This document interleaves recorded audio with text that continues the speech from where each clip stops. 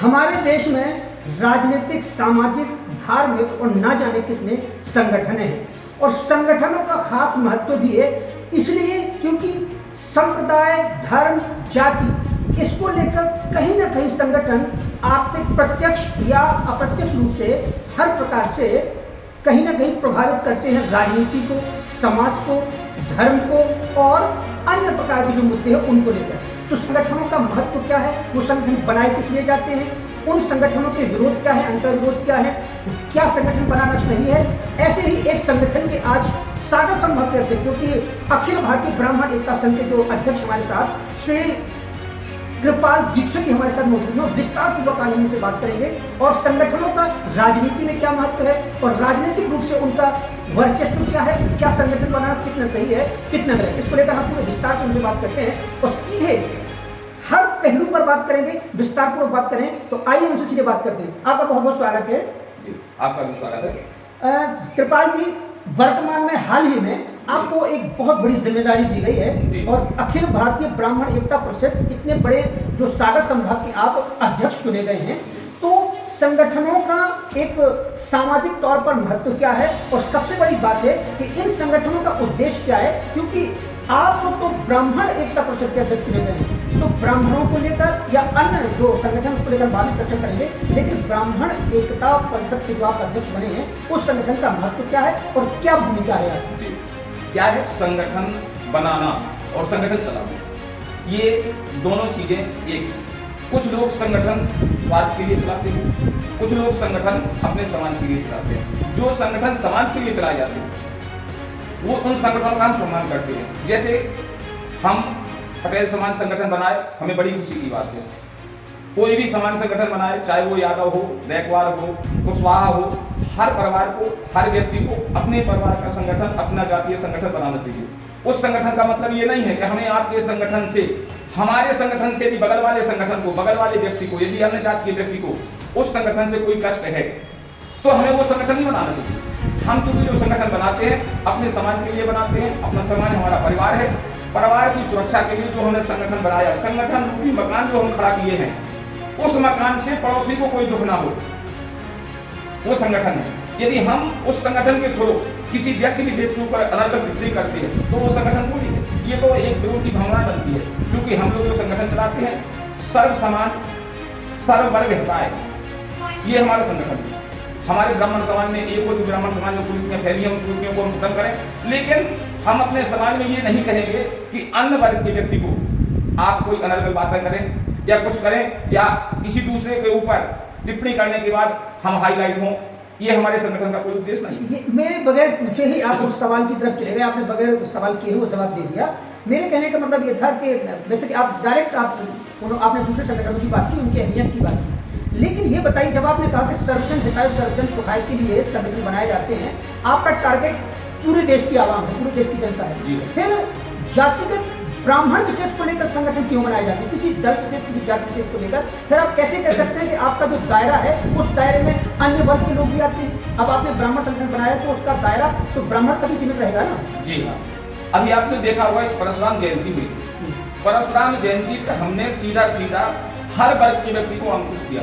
वो इस बार जो हमारे सागर संभाग में परशुराम जयंती बनाई गई, उसमें आपने देखा होगा हर वर्ग का व्यक्ति उपस्थित था और परशुराम जयंती बड़ी धूमधाम से मनाई गई। चूंकि जो हमारा कहना है, ये परशुराम भगवान हमारे ब्राह्मणों की नहीं है, इन्होंने ब्राह्मण समाज का एक कुल का गौरव बढ़ाया।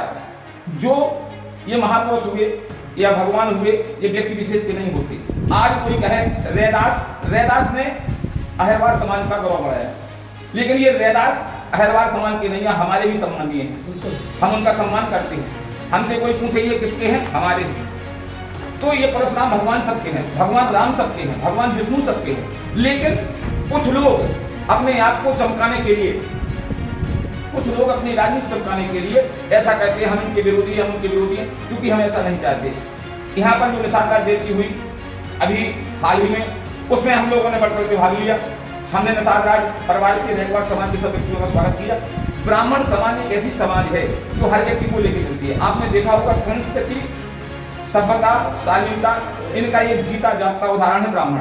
यदि हम ही लोग हर कुछ भूल जाएं, वो तो अन्य जातियां तो पहले ही भूल जाएंगी। आपने कुछ दिन पहले देखा होगा ये कुछ स्वार्थी लोगों ने ओबीसी महासभा बनाई।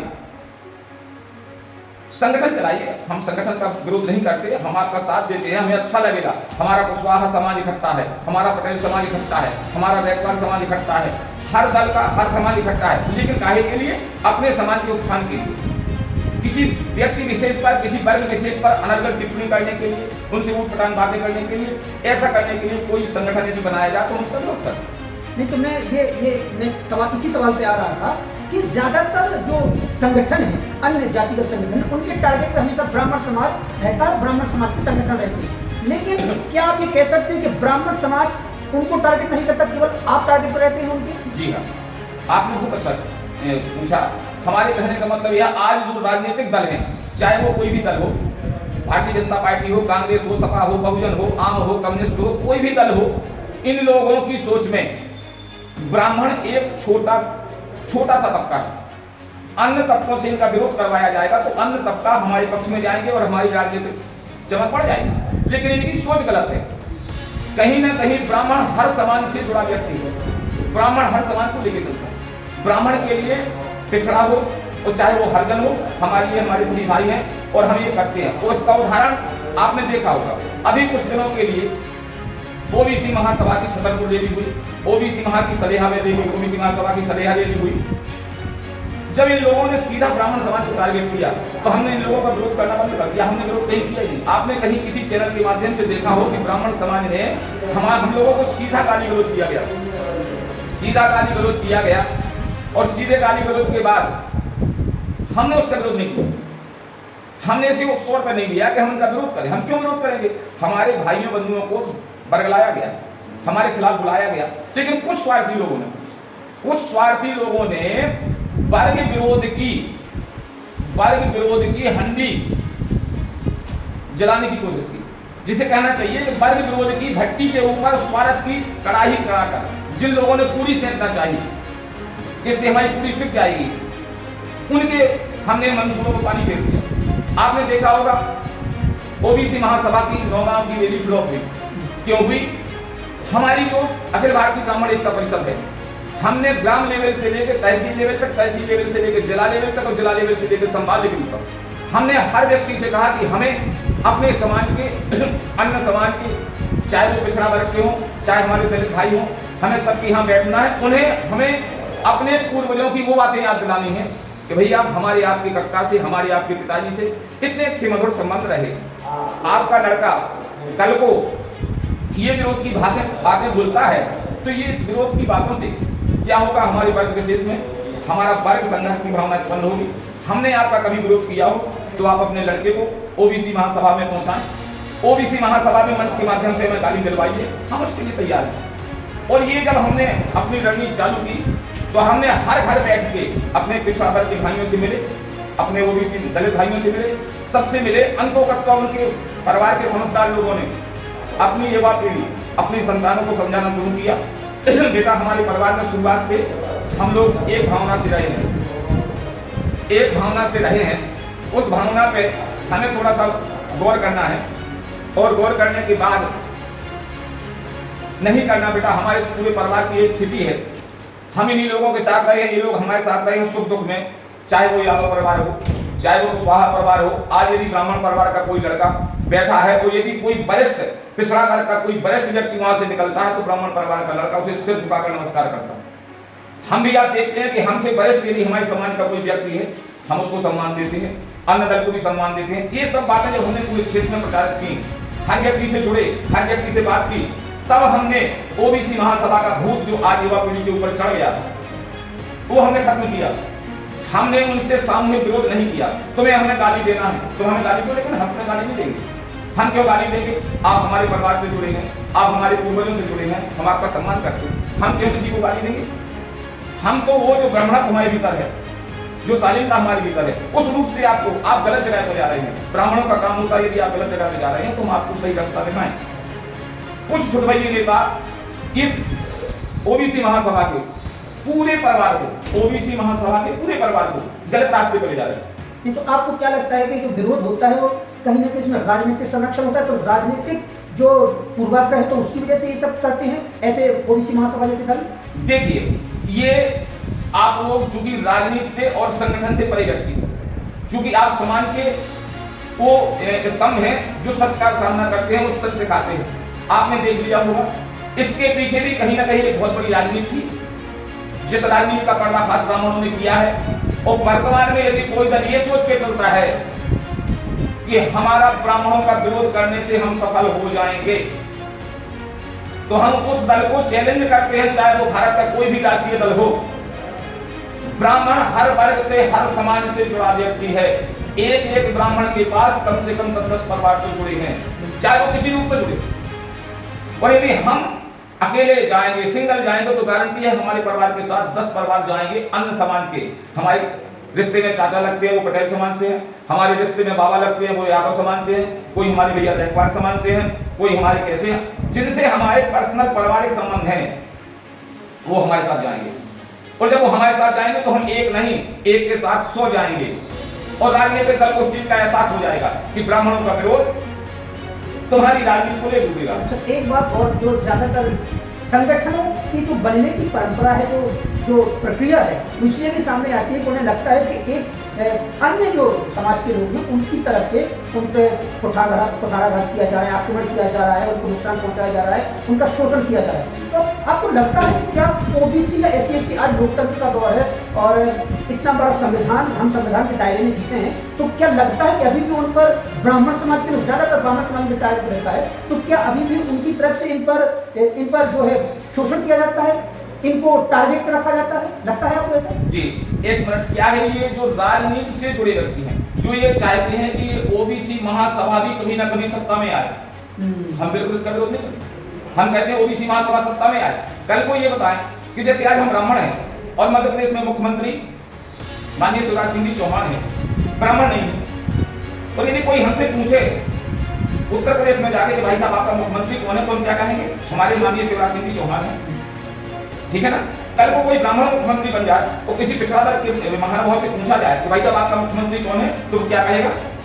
मुख्यमंत्री एक सामूहिक मुख्यमंत्री है, ना वो पिछड़ा वर्ग का होता है, नहीं होता है, ऊपर का होता है। आप देश के प्रधानमंत्री हैं, सबके हैं, चाहे वो दलित हो, चाहे वो पिछड़ा वर्ग से हो, और चाहे वो आदिवासी हो, और चाहे वो ब्राह्मण हो, सबके प्रधानमंत्री हैं। आज ये छुड़भैयों की राजनीति है, जिन्हें राजनीति से कोई सरोकार नहीं, जो वर्ग संघर्ष की स्थिति कराना चाहते हैं कि वर्ग संघर्ष हो। ब्राह्मण कभी वर्ग संघर्ष की स्थिति नहीं करवाता। हम तो जब हमने देखा कि ये इतने बड़े बड़े आरोप लगा के सीधा मन से गालियां देना शुरू कर दी हैं, हमने इनसे नहीं लड़े। हमें पता, अभी आपने देखा पुलिस वालों तक पे टिप्पणियां की गई, ब्राह्मण पर टिप्पणियां होती हैं, बहुत अनैतिक शब्दों का इस्तेमाल किया गया। जी, तो ब्राह्मणों पे इन्होंने किया, हम लोगों ने बर्दाश्त किया, लेकिन अब इन्हें इस चीज का एहसास भी हो गया। इन्होंने फिर अरे वो हमारी सभा को तोड़ा गया, फलाना किया गया, हमारा नौगांव में विरोध किया गया। हम कहते कोई भी व्यक्ति ऐसा कहते कि इन्हें वैसे रोका गया। हमने जो दिशा भटक गए थे, जो नौजवान दिशा भटक गए थे, जिन्होंने अपनी संस्कृति की तरफ मोड़ना बंद कर दिया था, हमने उन्हें पुनः संस्कृति की तरफ मोड़ दिया कि भैया हमारे तुम्हारे भाईचारे की खटास बन रही है, आप लोग इस चीज पे गौर ना करो। हम चाहते जैसे माने चलिए अच्छी बात है, आज सागर संभाग की किसी विधानसभा में जो आरक्षित सीट है वहां हमारा हरजन भाई चुनाव लड़ेगा, चाहे वो किसी भी पार्टी से हो। हर व्यक्ति को हर जन चुनाव लड़ना, चाहे वो कांग्रेस पार्टी हो, चाहे वो भारतीय जनता पार्टी हो, कम्युनिस्ट हो, आम हो, या जनता दल हो, यूनाइटेड जनता दल हो, कोई भी दल हो, तो वहां वोट ब्राह्मण देने जाएगा, किसे देने जाएगा? वहां वोट ब्राह्मण दलित को ही देगा ना। मान लीजिए कहीं ऐसा किसी पार्टी विशेष का अगर वो सपोर्ट करता है तो भी दलित क्या नहीं देगा, वो उसी को देगा, तो भी दलित को देगा। हाँ, ये कोई पार्टी को देखेगा, वो देखेगा, फिर वो जातिगत समीकरण से ऊपर उठता है, वो पार्टी को देगा, तो बात अलग हो जाएगी। भाई क्या है, यदि हम ये चाहते हैं कि हमें तो अपने पिछड़ा वर्ग के भाइयों का विरोध करना, हमें दलितों का विरोध करना, या फिर ये ब्राह्मण की मानसिकता होगी, तो कल को यदि हरजन सीट है या पिछड़ा वर्ग से कोई भाई हमारा चुनाव लड़ता है तो वोट डालने हम जाएंगे ना, वोट तो हम देंगे ना। यदि कहीं कोई ब्राह्मण खड़ा होता है तो हमारे पिछड़ा वर्ग के व्यक्ति, हमारे हरजन व्यक्ति, जो हमारे सम्मानित व्यक्ति में अपनी वोट डालेंगे ना, वोट का मताधिकार का उपयोग करेंगे ना। ये जो राजनीति है, हमारे बिना वो नहीं, उनके बिना हम नहीं। यदि हम कह दें कि हमारा पिछड़ों के बिना चल जाना, कभी नहीं चलना, एक पल नहीं चलना, और हमारा उनके बिना नहीं चलना, हम दोनों लोग, हम पूरा समान, चाहे वो पिछड़ा हो, चाहे वो हरिजन हो, चाहे दलित हो। जैसे ट्रेन में अनेकों पहियों से लेकर ट्रेन बनी है, ट्रेन में यदि ट्रेन के 2 पहिए, एक पहिया बेकार हो जाए तो पूरी ट्रेन खराब हो जाएगी। इसी तरह सैकड़ों पहियों से लेके ट्रेन बनी है, इसी तरह सैकड़ों सामानों को लेके, सैकड़ों वर्गों को लेके एक समाज बना है, जो हम हैं, आप हैं, सब है।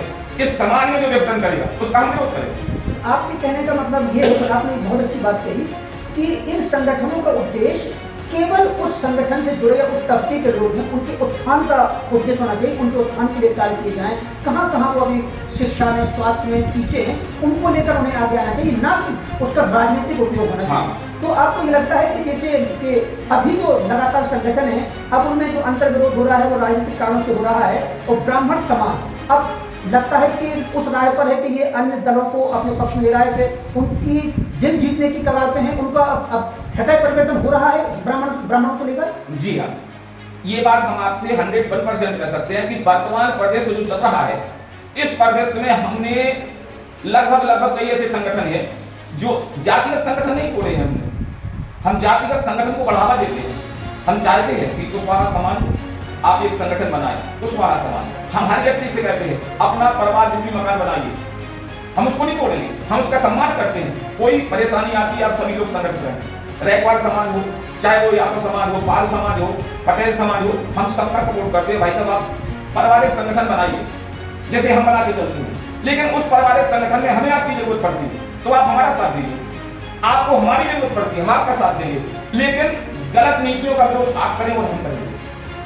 यदि हम आप गलत नीतियों का विरोध नहीं करते, आपने देखा ब्राह्मण समाज यदि गलत नीतियों का विरोध करता है, वो आपने राजनीतिक तबके को लेकर सामने, राजनीति को सामने रख के हम गलत चीजों का विरोध कर रहे हैं, और आपका ये उद्देश्य ही बन गया है कि हमें तो ब्राह्मण समाज का विरोध करना है, तो इसका मतलब आप कहीं ना कहीं गलत नीतियों को बढ़ावा दे रहे हैं। तो ये गलत होगा। इससे क्या होगा कि जो स्वार्थी तत्व हैं राजनीति में, जो आज स्वार्थी तत्व हैं, उन स्वार्थी तत्वों को बल मिलेगा।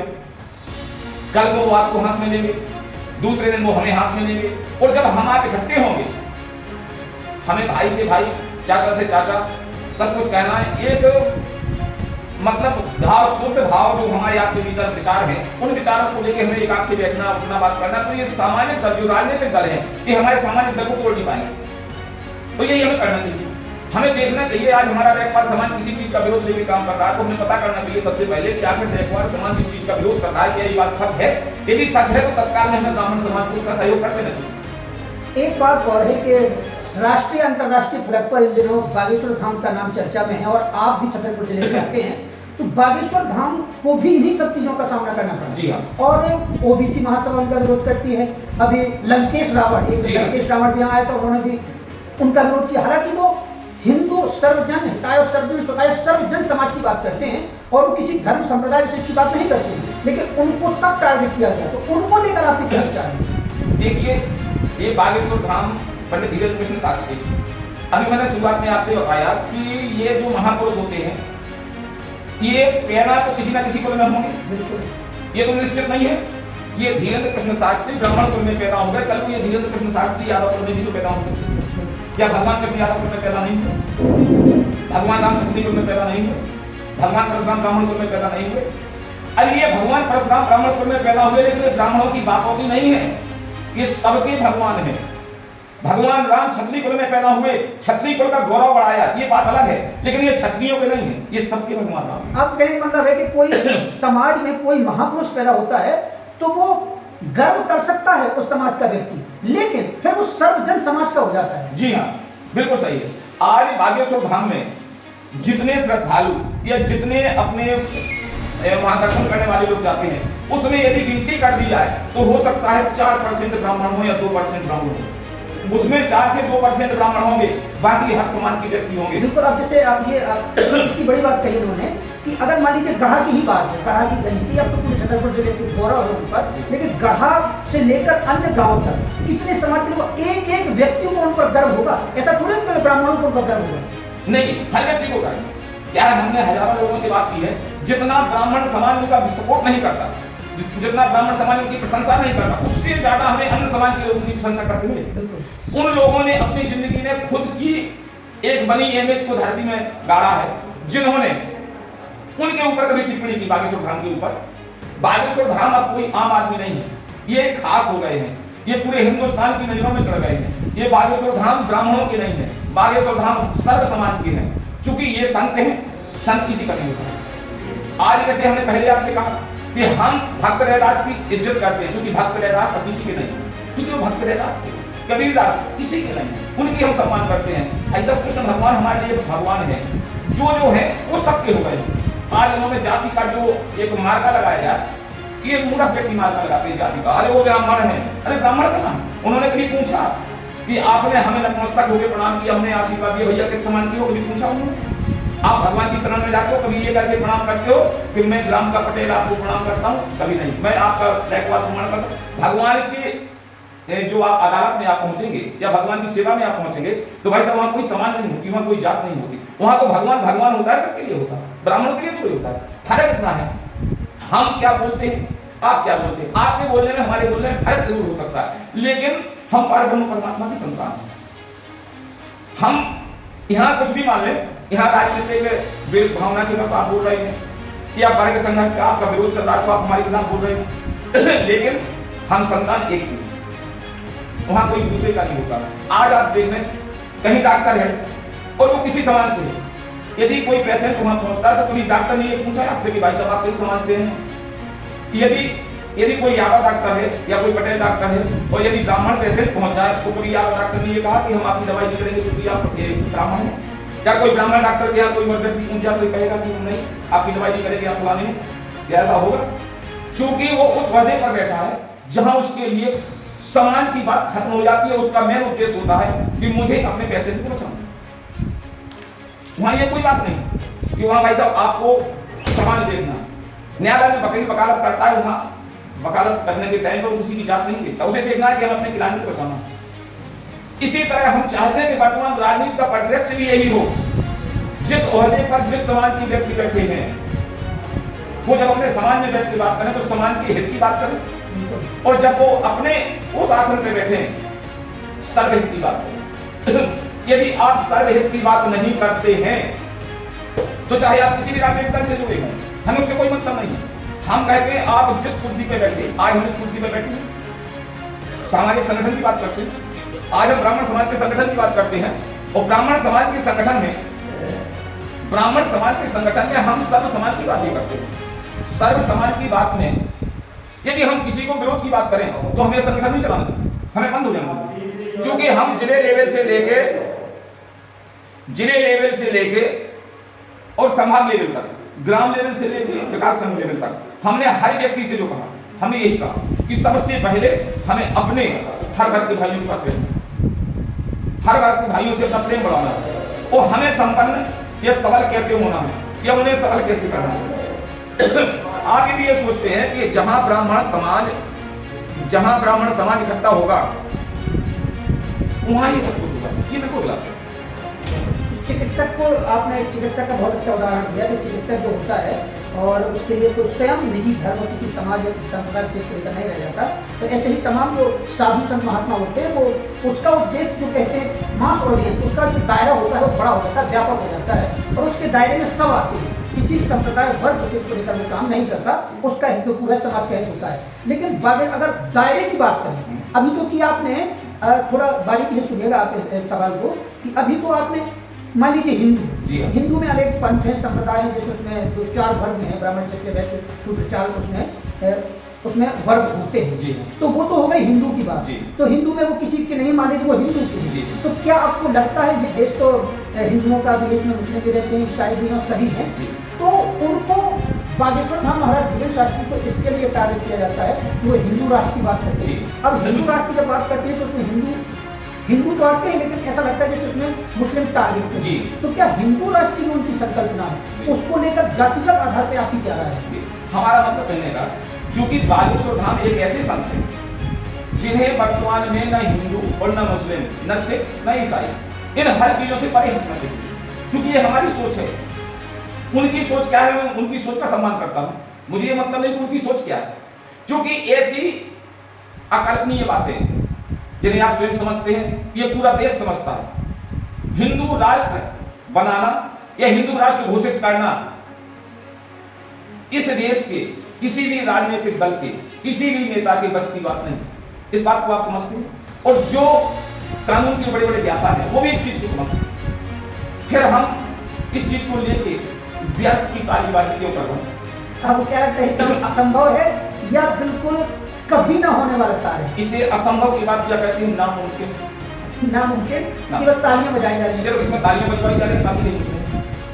चूंकि हिंदू राष्ट्र कभी घोषित होने के लिए बहुत बड़े, चूंकि हमारे देश के जो बड़े बड़े नेता हैं वो भी समझते हैं, हमारे सम्मानीय जो व्यक्ति हैं वो भी समझते हैं, हमारी जो जितनी सोच है वो हमने बता दिया। चूंकि हमारे और आपके और हमारी तुम्हारी आने वाली पीढ़ी के टाइम तक तो हिंदू राष्ट्र घोषित होगा नहीं। हाँ, ये बात जरूर है कि हिंदू राष्ट्र घोषित की हम मंच से कोई शब्द कहें तो वाही वाही लूट के लोग तालियां जरूर बजाते हैं। ये बात आपको क्या लगता है कि ऐसा फिर क्या होना चाहिए? मान लेते हैं आपकी बात कि हिंदू राष्ट्र बनाना कहते हैं देश के हित में नहीं है, राष्ट्र के हित में नहीं है, तो ऐसा क्या किया जाए कि लोगों को गर्व का अनुभव हो, लोग राष्ट्रभक्ति की ओर बढ़े?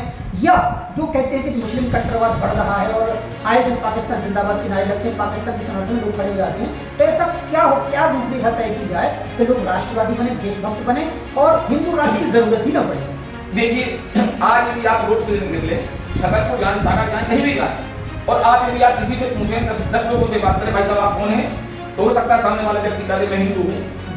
थोड़ी देर बाद आपको मिले, उससे पूछे आप कौन है, वो कह दे ईसाई हूँ। थोड़ी देर बाद आपको सिख भी मिल जाएगा तो बोले हम सिख हैं, या थोड़ी देर बाद आपको मुस्लिम भी मिले तो बोले हम मुस्लिम हैं। तो आपको ये 4 लोग मिल गए, इन 4 लोगों का ये निचोड़ है।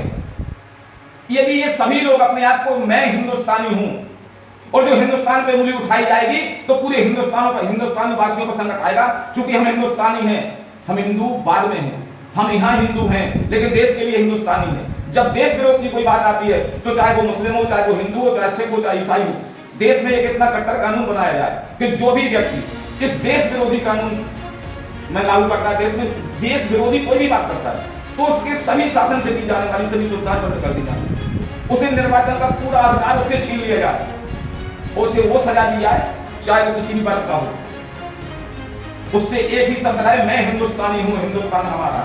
आप कहने का मतलब कि राष्ट्र के को मजबूत बनाने के लिए हिंदू राष्ट्र की परिकल्पना जायज नहीं है। जायज ये है, इनका कहना है कि ऐसा कोई कानून बने जिससे लोग राष्ट्रवादी बने और भारत को तोड़ने की साजिश ना रचे। हिंदू राष्ट्र किसी भी परेशानी समस्या का कहते हैं हल नहीं है। तो आपको लगता है कि अगर मान लो सख्त कानून बनता है तो, क्योंकि एक कहते हैं कि जो सांप्रदायिक विचारधारा आती है, जो राष्ट्र के विरोध में जो विचारधारा आती है, कहीं ना कहीं धर्म के मूल से आती है, उनकी जो परंपराएं होती हैं उनसे आती है, और अपने हितों को दरकिनार कर वो अपनी कौम के लिए समर्थन करने की वजह से आती है। तो ऐसा लगता है कि इस कानून से कुछ ना कुछ हल निकल पाएगा?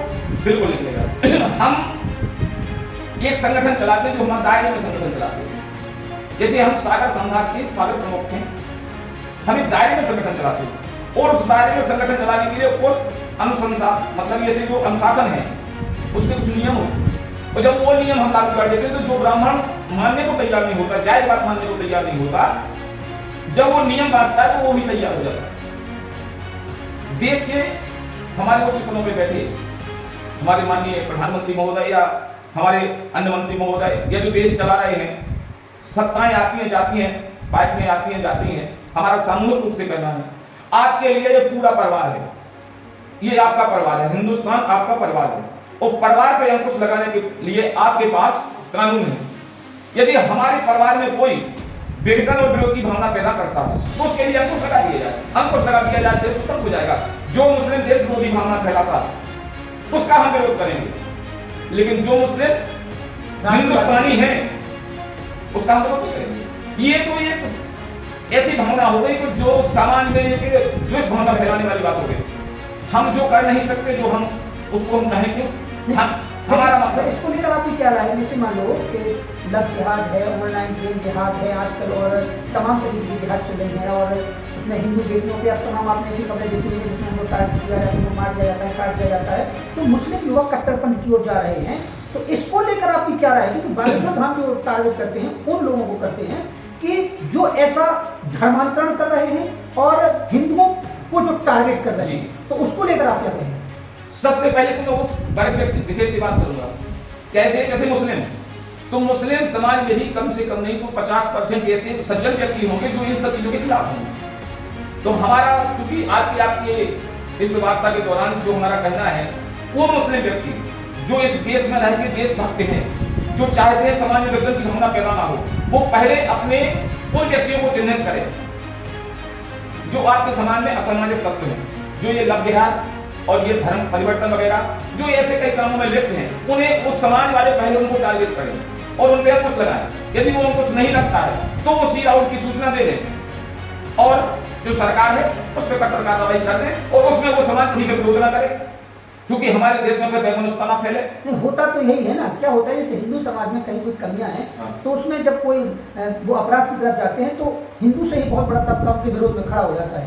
लेकिन मुस्लिम युवक या मुस्लिम में की जो कहते हैं जो पारंपरिक जो कुछ ऐसी विचारधारा है, कमी है, कट्टरवाद है, उसको लेकर वहां से उतना विरोध नहीं होता, विरोधी स्वर दिखाई नहीं देता। ऐसे अपराधी के पक्ष में मतलब विरोध में कोई खड़ा नहीं होता, बल्कि पक्ष में ही खड़े हो जाते हैं।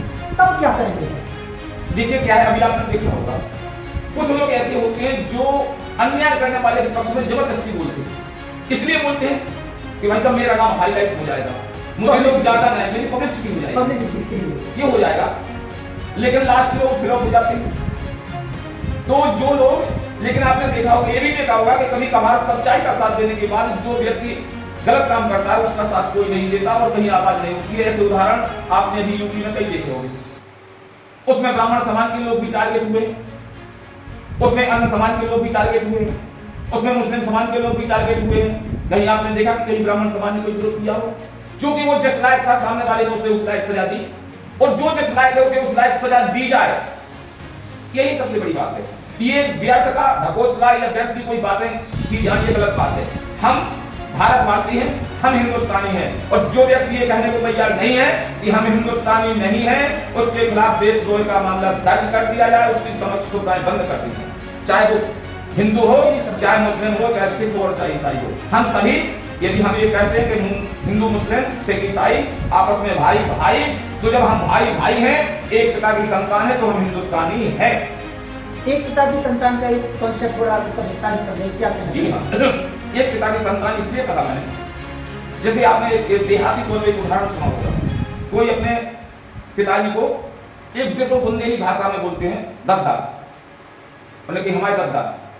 कोई अपने पिताजी को पिताजी, कोई अपने पिताजी को पापा, संबोधन है अलग अलग। हाँ, कोई पिताजी को पापा, कोई डैडी, कोई डैडी। ये शब्द हर व्यक्ति बोलता है, लेकिन आप में उसका लास्ट निचोड़ है, उसका शुद्ध है कि ये इनके पिताजी है। यदि किसी ने कहा हमारे डैडी, तो आप मान लेते हो ना अपने आप कि वो पिताजी हो, आपने मान लिया कि वो पिताजी है। किसी ने कहा हमारे अब्बा हैं, आप यही कहेंगे कि उनके पिताजी हैं।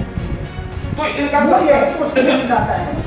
कोई किसी रूप में पुकारता है, कोई किसी रूप में पुकारता है, कोई अपने अल्लाह के नाम से पुकारता है, कोई अपने किसी दूसरे नाम से पुकारता है, लेकिन लास्ट निचोड़ ये है कि यहाँ से सब कुछ करने के बाद जब लोग वहां जाते हैं, तो आपने ये नहीं सुना होगा कि हिंदू उत्तर दिशा को गया, पश्चिम दिशा को मुसलमान गया, दक्षिण को ईसाई गया और उत्तर को सिख गया। नहीं सुना आपने? हर व्यक्ति के मुंह से आपने सुना होगा भैया स्वर्गवास हो गया। तो वो पारब्रह्म परमात्मा की चर्चा करता है कि ऊपर चला गया, यानी जो ईश्वर है, जो हर प्रकार से जो आप जिसकी संतान है, वो ऊपर रहता है। तो इसीलिए हमने कहा हम पारब्रह्म परमात्मा, हमारा जो है पारब्रह्म परमात्मा, जहां ना जाति है, ना वर्ग है, ना राजनीति है, ना संगठन है, उनके लिए सब बराबर है। तो जब हम सब बराबर एक पिता की संतान हैं, तो ये बेमनुष्यता हम क्यों फैलाई जा रही है? बहुत शानदार बात कही आपने। एक तो सबसे बड़ी बात आपने समाधान बताया कि हिंदू राष्ट्र कोई समस्या का हल नहीं है, कैसे कट्टरवाद को खत्म किया जा सकता है उसको लेकर आपने कानून की बात की और संप्रदायों में प्रेम भाव बनाने के लिए भी आपने बात की। लेकिन अब थोड़ा रुख चेंज करते हैं अपने इस वार्तालाप का और राजनीति की तरफ आते हैं। राजनीति में कुछ महीनों में चुनाव होने वाले हैं और दलगत समीकरण है, राजनीतिक जो है वो जातिगत समीकरण दिखाए जा रहे हैं और आप भी एक संगठन से इसके अध्यक्ष चुने गए हैं। तो संभाग का आपको दायित्व मिला है, तो संभाग को लेकर अब आपका दायित्व क्या बनता है और उसका राजनीतिक मतलब क्या निकलेगा? और क्या आपको लगता है कि ब्राह्मणों का जो वर्चस्व संभावित रूप से देखा जाएगा और कहीं ना कहीं वो राजनीति को प्रभावित करेगा? जी, हमारा कहने का मतलब ये नहीं कि ब्राह्मणों का वर्चस्व विधानसभा में ब्राह्मणों को टिकट मिले, वो ब्राह्मण चुनाव जीत के जाए, ये हमारा कहने का मतलब नहीं है। यदि कोई ब्राह्मण ऐसा है जो सर्व समाज के हित में कार्य नहीं करता, जो ब्राह्मण उस पद के योग्य नहीं है, जो ब्राह्मण उस लायक नहीं है, जिस ब्राह्मण के भीतर द्वेष भावना पहले से भरी हो, ब्राह्मण समाज ये बुद्धिजीवी समाज है। तो हम लोग उन चीजों पर बिंदु पर विचार करेंगे। कौन सा राजनीतिक दल, किस राजनीतिक दल ने कितने समय पर, कितने कार्यकाल में, कितने टाइम कहां ब्राह्मण समाज का विरोध किया, कहां कहां ब्राह्मण समाज को काटने का प्रयास किया। हम उन्हें दिखावा के तौर पर उनका विरोध नहीं करते। ब्राह्मण समाज कभी दिखावा के तौर पर काम नहीं करता। ब्राह्मण समाज जमीनी लेवल पे काम करता है। हमें पता है कि हम अपने परिवार से, आप अपने परिवार से, कोई हम अपने परिवार से 5 लोग, उनकी 5 वोट है। लेकिन ब्राह्मण समाज से जो मैं पहले बता चुका हूं आपसे कि हम लोग हर समाज को लेकर साथ में चलते। और जब आपने देखा होगा एक कभी कभार ब्राह्मण समाज की रैलियां निकलती हैं, वो मैं नहीं कहता। वो इसलिए मैं नहीं कहता क्योंकि मैं उस संगठन को एक ओजस्पूर्ण संगठन नहीं मानता, एक सेवापूर्ण संगठन मानता हूं जो मैं संगठन चला रहा हूं। आपने सुना होगा युवा पीढ़ी के लड़के ये नारा लगाते हैं, जब जब ब्राह्मण बोला है और राज सिंहासन बोला। इसका ताजा परिणाम आपको विधानसभा चुनाव में देखने को मिलेगा। और ये जिन राजनीतिक दलों की आंखों पे वर्तमान में पट्टी बंदी है कि हमें ब्राह्मण समाज का विरोध करके हमें सत्ता सुख हासिल हो जाएगा, और हम ये कहते हैं कि जिस गांव में 101% हमारे पिछड़ा वर्ग के भाई बंधु रहते हो, हमारे दलित भाई बंधु रहते हो, वो सभी हमें सम्मानित हैं क्योंकि हमारा उन्होंने विरोध कहां किया। अरे हमारा विरोध तो उन चंद लोगों ने किया है जो उंगलियों पर हम गिन सकते हैं, और चंद लोगों की बनाई रामलीला। आपने कभी रामलीला देखी? कभी कभी आपने देखा होगा रामलीला में एक झोंका जो होता है, वो झोंका ऐलान करता है कि दिल थाम के बैठिए, आपके सामने 36 फुट ऊंची और 72 फुट लंबी तारका आ रही है। दर्शक बड़े दिल थाम के बैठ जाते हैं, भगवान ये कौन होगा। तो ये लंबे चौड़े कपड़े बना के किसी एक व्यक्ति को पेश करते हैं, लोग तालियां बजाते हैं, और जब वही तारका भीतर पहुंचती है और जब कपड़े निकाल लिए जाते हैं तो एकदम 30 किलो का एक लड़का होता है। और जब हमने ये ओबीसी महासभा के चंद नेताओं के कपड़े निकाल लिए कि तुम्हें पूरे बर्बाद किया जा रहा है, गुमराह किया जा रहा है, वर्ग संघर्ष की भावना उत्पन्न कराई जा रही है, तो आज तुमने देखा कोई कांग्रेस की सभा में हाथ जोड़े खड़ा है, तो भाई साहब हमें ले लो, देखो हमने इतनी भीड़ जोड़ी थी। कोई बीजेपी वालों के हाथ जोड़े खड़ा है, तो कोई बहुजन के सामने खड़ा है, क्योंकि उनकी दुकान उठ गई है, उनकी दुकान कहीं नहीं रह गई। इसलिए यदि हम संघर्ष की भावना से इनका विरोध करते, स्वाभाविक है हमारा विरोध होता। हमने भाईचारे की भावना से इनका विरोध किया, हर अपने समझदार भाई बंधु को समझाया। हमने अपने सम्मानीय जो हमारे पिछड़ा वर्ग की व्यक्ति हैं, जो वयो बुजुर्ग हैं, उनके पास बैठे। हमने कहा था कि आपकी गाली देने से आपका प्रवर्तन बनता हो तो हम आपके सामने बैठिए, गाली दो, हमें स्वीकार। सामने वाले ने कहा, अरे महाराज हम अपना 3 जन्म काय बसाने को हमने कर रहे। तो हम लोग कहते हैं हमने आपके लड़का को ऐसे कर रहे। अरे बोले महाराज कल सेना जी हमें जिंदगी में ऐसा करना, तो हमें भी सत्ता सम्मानीय है, हमें भी पिछड़ा वर्ग के हर व्यक्ति सम्मानीय है, उनकी मम्मी पापा हमारे यहाँ सम्मानीय है, हम उनकी इज्जत करते हैं जिन्होंने आज हमें इस लायक कहा। तो हमने जो काम किया ग्राम लेवल से किया, हमारी ग्राम लेवल की इकाई ने जो काम किया, हर घर जाके बैठ के चर्चा की। यदि आपका ब्राह्मणों को गाली देने से आपके लड़के को, आपके भाई को सम्मान मिलता है और कल को ये मुख्यमंत्री बनता है तो कल से आप देना शुरू कर। बहुत बढ़िया बात कही आपने। हमारा जो राजनीति का जो आज संवाद कितने अच्छे उस पर जा रहा है, और दीक्षित जी की सबसे बड़ी खास बात यह है कि हम जो अभी जो साक्षात्कार कर रहे हैं वो केवल और केवल ब्राह्मण समाज की भूमिका को लेकर कर रहे हैं, और राजनीति में भी वही बात है। तो राजनीति में ब्राह्मण समाज की भूमिका को लेकर चर्चा चल रही है।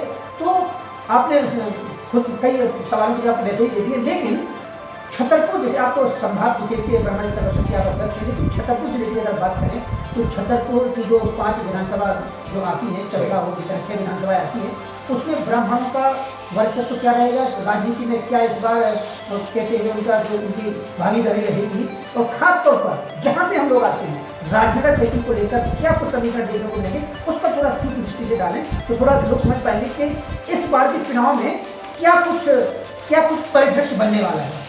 ठीक है, जैसे आपने लखनऊ की विधानसभा से आपको ध्यान होगा, राजनगर विधानसभा में लगातार कांग्रेस का विधायक होता है, विक्रम सिंह तो चुनाव लड़ रहे, और उनसे सेम इस बात को पूछा जाए कि आपको ब्राह्मणों का कितने % वोट दिया, मतलब ब्राह्मण समाज का उन्हें 70 से 80% वोट उनके खाते में जीवन भर जाता है।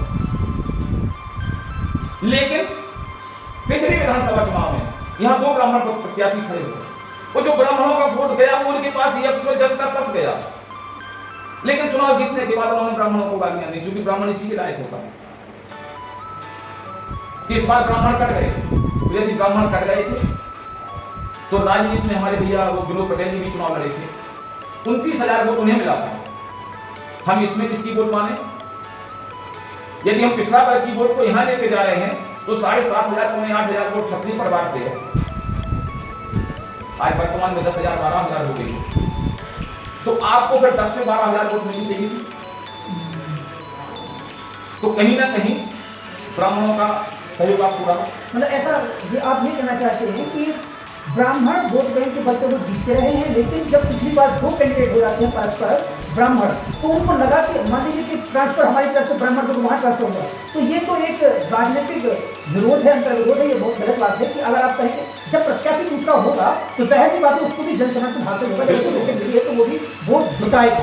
लेकिन उन ब्राह्मणों को विरोधी मान लेना जो आपको पहले से वोट देते रहे, 3 बार से उन्होंने आपको चुना ना, लेकिन अगर उसमें से कुछ दूसरे दल के पास चले जाते हैं तब क्या होगा? तो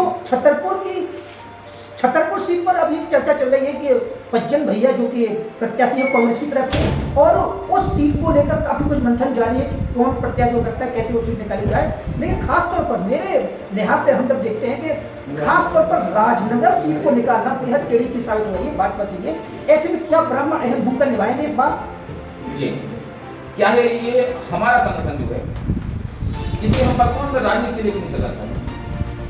हम संगठन को राजनीति हमसे नहीं, मतलब राजनीति हमसे है, हम राजनीति से नहीं। हम यदि इस बात को लेकर चलेंगे, हमें कब किसको कैसे, हमें पहले उस प्रत्याशी की आचार विचार देखिए। ये निश्चित नहीं है कि हमारा प्रत्याशी ब्राह्मण ही हो, हमारा प्रत्याशी भी कोई पटेल है, हम किसी पार्टी विशेष से नहीं जुड़े, हम उस उम्मीदवार के व्यक्तित्व से जुड़े हैं। उस उम्मीदवार के भीतर क्या ऐसी भावना है जो सर्व समाज को लेके इस क्षेत्र में, इस विधानसभा में द्वेष भावना ना फैलाए, भ्रष्टाचारी ना करे, गुंडागर्दी ना करवाए। ब्राह्मण वर्तमान में अमन चैन चाहता है। कहीं हमने धोखे से ऐसे प्रत्याशी को चुन दिया जिसने सत्ता आते ही, सत्ता पकड़ते ही विरोध की और विद्वेष की भावना पैदा कर दी, या अन्य समाजों में सब में विद्वेष की भावना पैदा कर दी, कहने को हो गया। तो ब्राह्मण समाज जब तक हम लोग इस चीज का मंथन नहीं करेंगे, हमारे संगठन के व्यक्ति, जैसे आपने देखा होगा देश में एक खुफिया विभाग होता है, कभी आपको पता ही नहीं लगेगा कि आपके बीच में कौन सा विभाग बैठा है। सीआईडी वाले होते हैं तो भी पता नहीं लगेगा आपकी कौन सी बात सुन के क्या करते हैं। हमारा जो अखिल भारतीय ब्राह्मण एकता परिषद का संगठन है, ये गांव लेवल से लेके और संभाग लेवल तक इसी का काम करता है। हम पहले सर्वे कराएंगे कौन सा प्रत्याशी कैसा है जो सर्वजन हित में काम करेगा। यदि उसकी रिपोर्ट हमारी नजरों में सही आती है तो उसकी रिपोर्ट हम वहां से लेके और केंद्र तक भेज देंगे उस संबंधित पार्टी को कि आपका समर्थन हम करेंगे, हम इसका संगठन का सपोर्ट करेंगे। और यदि हमें आपका प्रत्याशी नहीं जमता, चाहे वो सपा हो, बसपा हो, जनता दल हो, भाजपा हो, कांग्रेस हो, कम्युनिस्ट हो, बीएसपी हो, हम नहीं करेंगे उसका सपोर्ट। ब्राह्मण समाज अमन चैन चाहता है। हम अपने ऊपर कीचड़, हमारे ऊपर जो कीचड़ उछालते हैं, हमारे ऊपर कीचड़ उछालने का फायदा लेके जो सत्ता में पहुंचना चाहते हैं, कि हम ब्राह्मणों पर कीचड़ उछालें और उसका फायदा हमें मिले, हम सत्ता में जाएं, ये उनकी भूल है। ये अपनी भूल निकाल दें। और यदि ऐसी भूल करने वाला व्यक्ति, हम उसे चैलेंज करते हैं, चाहे वो किसी भी राजनीतिक दल का हो, एक जिले को चुन के बताए कि हम ब्राह्मणों का विरोध करेंगे, वो इस जिले में चुनाव जीत के आएंगे, उस जिले की हम सभी सीटों पर उसे 0 कर देंगे। इसलिए कि हमारे साथ हमारे बड़े बुजुर्ग, हमारे सभी समाज के व्यक्तियों का आशीर्वाद है। मैं उन्हें नतमस्तक प्रणाम करता हूं, हमें पूरा सम्मान मिलता है। पिछड़ा वर्ग का हमें सम्मान मिलता है, दलितों का हमें सम्मान मिलता है।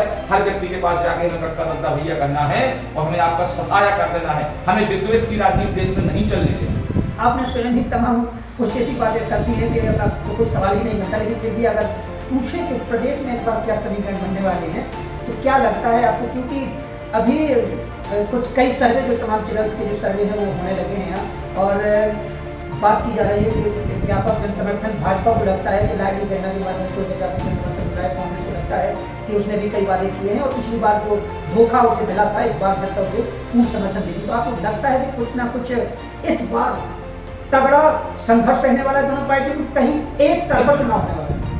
देखिए जो फ्री की रोटी बट रही है देश में आज, आप मतलब फ्री के जो चीजें दी जा रही हैं उनको लेकर है। हाँ, जो फ्री की रेवड़ी बांटी रही है, जैसे अपन देहाती भाषा में कहते हैं। शिवराज जी ने लाडली बहना योजना चलाई, उन्होंने कहा 1000 रुपए हम पर बहना को देंगे, उधर से भी तालियां बज गई। कमलनाथ जी ने कहा हम 1500 देंगे, किसी से पूछेंगे भी नहीं, 1500 देंगे, साथ में 500 का सिलेंडर भी देंगे। इस देश के किसी व्यक्ति ने इस बात को सोचा कि ये देश पे कर्ज बढ़ेगा, ये मुफ्तखोरी की भावना बढ़ेगी। लोग काम करने से बच रहे हैं, कतरा रहे हैं, जब उन्हें सब कुछ मुफ्त में ही मिल रहा है तो वो काम क्यों करेंगे? हर व्यक्ति ये चाहता है कि आगामी विधानसभा चुनाव आने के पहले हम किसी बैंक से 10 लाख का लोन लेंगे, क्योंकि कोई ना कोई पार्टी सत्ता में आने के लिए ऋण मुक्ति का वादा कर देगी, भाई साहब हमारा लोन खत्म हो जाएगा। ये भाई साहब इस देश में जो कर्ज बढ़ रहा है, आर्थिक टूट रहा है ये देश, अब भाई साहब आपकी ये मुफ्तखोरी के कारण कांग्रेस आई, कांग्रेस ने मुफ्तखोरी की रोटियां बांटना शुरू कर दी। 1500 देंगे, सिलेंडर 500 में देंगे। अरे भाई साहब ये बाहर कहाँ करेंगे, कहाँ से इस पैसे को एडजस्ट करेंगे? ये नहीं किसी से कहा है आपने, इसकी चर्चा नहीं, इसकी चर्चा किसी ने नहीं पूछी आज तक। अरे यदि आपसे कह दिया 1500 रुपए एक माह में देंगे, कमलनाथ जी आप 1500 रुपए एक माह में देंगे, हम आपकी बात को मानते हैं। माननीय शिवराज सिंह जी आप 1000 रुपए लाडली बहना योजना में देंगे, आप हम आपकी बात स्वीकार करते हैं, आप देंगे।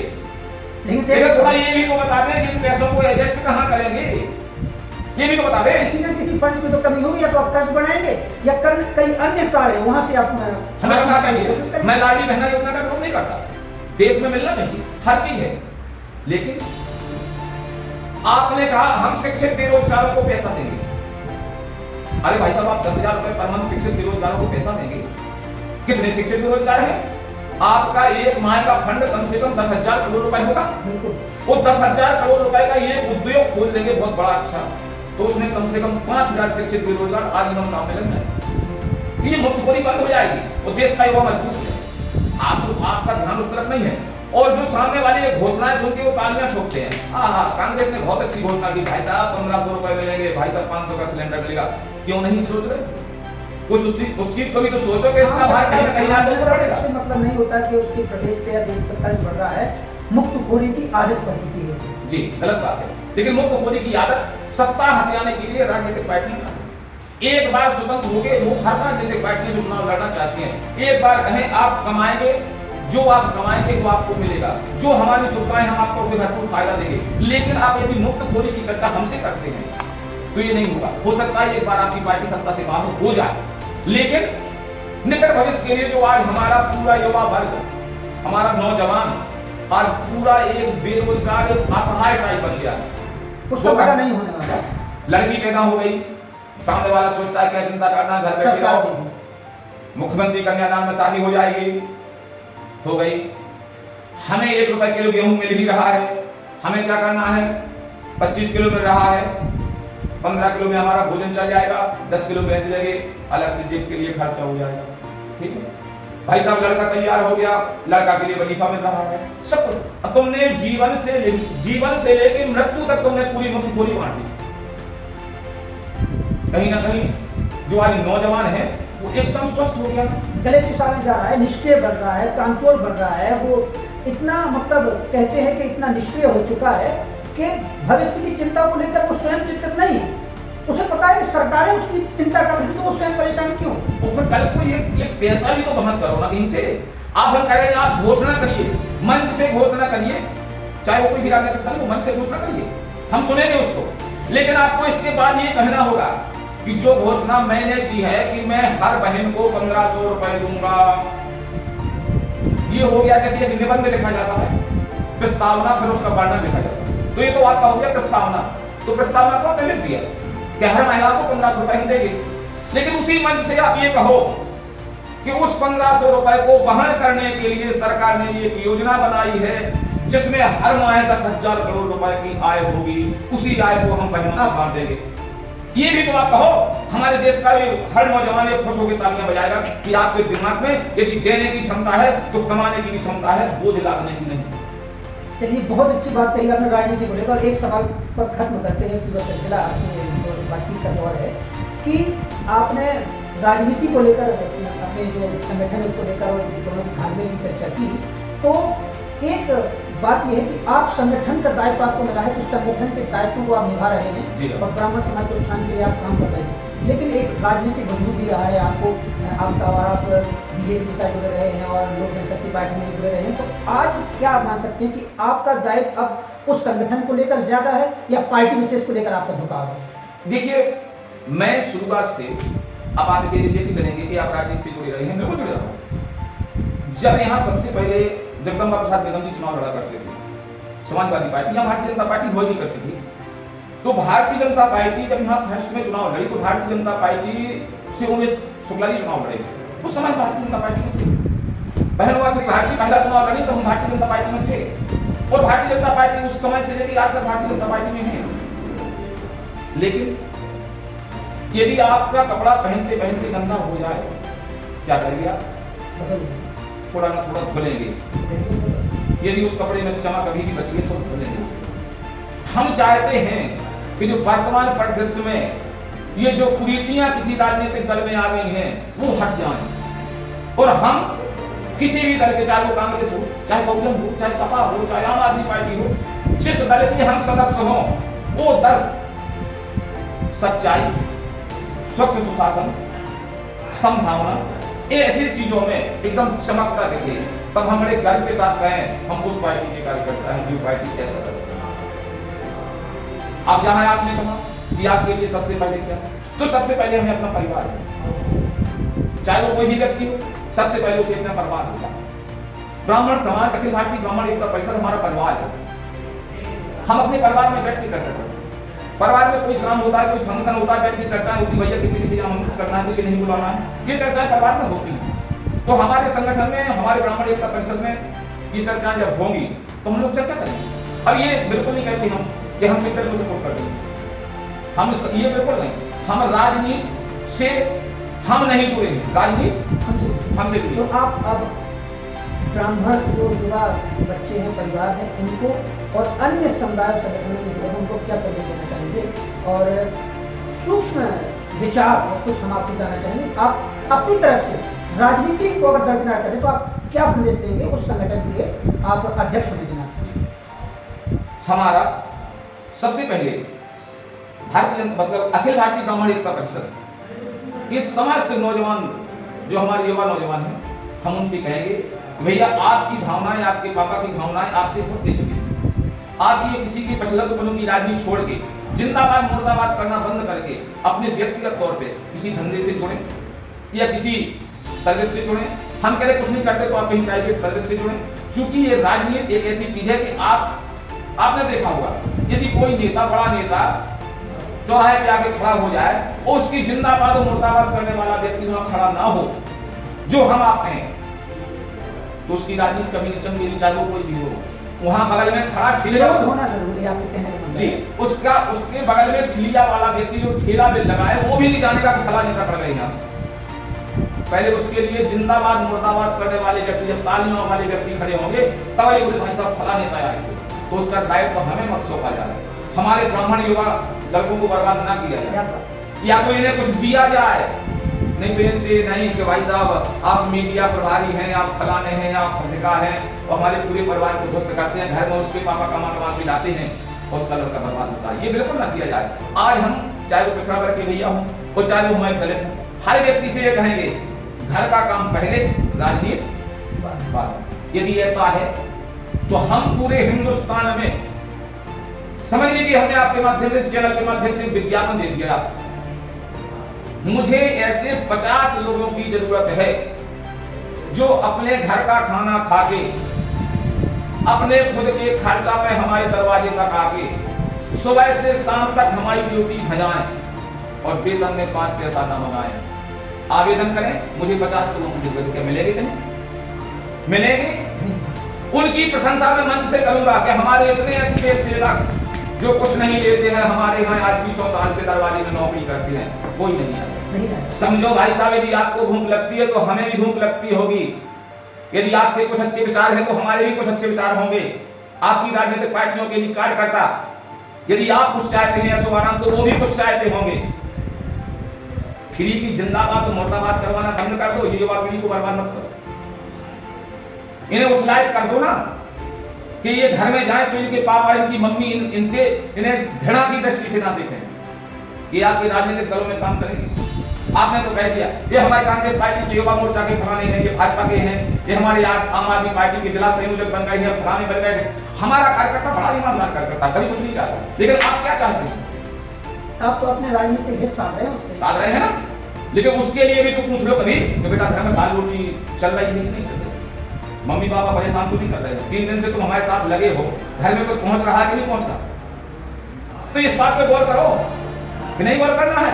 कभी आपने एक खंड और बना दो, हमारी राजनीतिक पार्टियों में कार्य करने वाले व्यक्तियों को 15,000 रुपए मासिक दिया जाएगा, समझिए शर्त हो गई। तो 15,000 रुपए आपने कोई भी राजनीतिक दल है, हम अपने कार्यकर्ता को 15,000 रुपए मासिक वेतन देंगे, समझ लो नौकरी लग गई। भैया हमारा काम ही उतना है, हमें ऑफिस में बैठ के काम करना है, तो वो हमारा ऑफिस हो गया, राजनीतिक दल हमारा ऑफिस हो गया, हमें कोई नहीं। लेकिन भाई साहब फ्री का काम मत करो, कहीं आप फ्री की रेवड़ी बांटते हो तो कहीं आप फ्री का काम करो, ये बात हो गलत। इस पे आपको गौर करना होगा।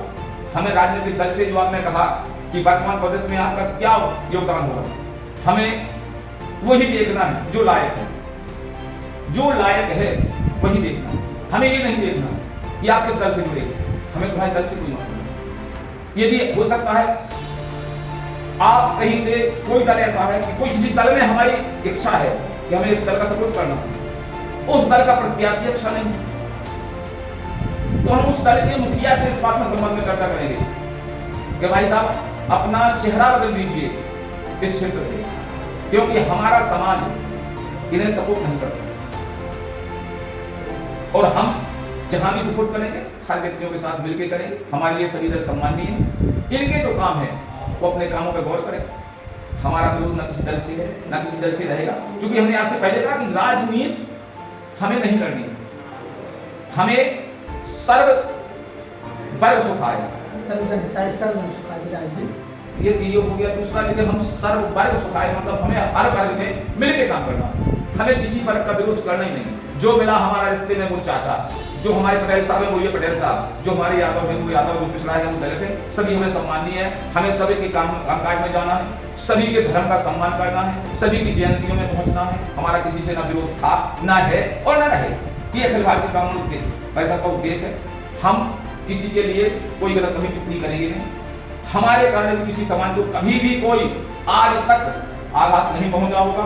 तो यदि कभी आघात पहुंचा हो धोखे से हमारे किसी समाज के व्यक्ति ने, यदि किसी वर्ग के व्यक्ति को कभी कुछ कह दिया हो, तो आपके चैनल के माध्यम से पूरे सागर संभाग के उस सभी वर्ग के व्यक्तियों से मैं हाथ जोड़ के माफी चाहता हूँ। हमारा समाज कभी आपका अहित नहीं करेगा, हमें आपके साथ कंधे से कंधे मिलाकर काम करना है। देश में जो एक अराजकता, जो आज मतलब अराजकता का माहौल बन रहा है, उस माहौल से हमें लड़ना है। हमें इस स्वार्थी तत्वों को बिल्कुल नाकाम करना, जो विरोध की भट्टी पे स्वार्थ की कड़ाई चढ़ाकर और जो मतलब की पूरियां सेकना चाहते हैं, उनके मासूम पर पानी फेर देना है, यही हमारा काम है। तो कितनी अच्छी बात कही इन्होंने कि जो स्वार्थ की पूर्णिया तली जा रही है, आप ऐसे भंडारों का बहिष्कार कीजिए। और ये थे अखिल भारतीय ब्राह्मण एकता परिषद के अध्यक्ष, संभागीय अध्यक्ष रामकृपाल दीक्षित जी। कितनी शानदार और बेहतरीन बात की कि उन्होंने कि राजनीति हमारा न किसी वर्ग से, संप्रदाय से, जाति से हमारा कोई विरोध नहीं है, और ब्राह्मणों की जो युवा है उनका उत्थान कैसे हो, अगर राजनीति उन्हें करनी ही है तो राजनीति स्वार्थपरक राजनीति न करें, और उनकी बेहतरी के लिए सरकारें क्या करें, स्वयं वो अपने स्तर पर क्या करें, समाज को कैसे आगे ले जाएं, राष्ट्रीयता की भावनाओं में कैसे पनपे, कैसे देश को, समाज को सही दिशा दें, और अखिल भारतीय ब्राह्मण एकता परिषद संघ के माध्यम से कैसे न स्वयं ब्राह्मणों का हित हो बल्कि दूसरे दलों का भी है, तो देश एक सही दिशा में और सही दशा की ओर बढ़े, और किसी प्रकार का उनका अंतर विरोध नहीं है। और सबसे बड़ी बात यह है कि उन्होंने ये कहा है कि अगर उनके संगठन के माध्यम से अगर किसी प्रकार की कोई अनैतिक बात हुई तो उसके लिए वो क्षमा प्रार्थी है, और वो देश को और समाज के हित के लिए ही काम करे। उनकी संस्था लगातार इस तरीके के प्रयास कर रही है, और बहुत ही विस्तारपूर्वक हमने उनसे बात की, और बहुत ही बिना लाग लपेट की और बिना किसी पूर्वाग्रह के उन्होंने सवाल का जवाब दिया, और बहुत ही शानदार तरीके से अपनी बात हमारे सामने रखी। और इस संगठन के अध्यक्ष चुने जाने के लिए आपको बहुत बहुत शुक्रिया, और हमसे बात करने के लिए आपको बहुत बहुत धन्यवाद।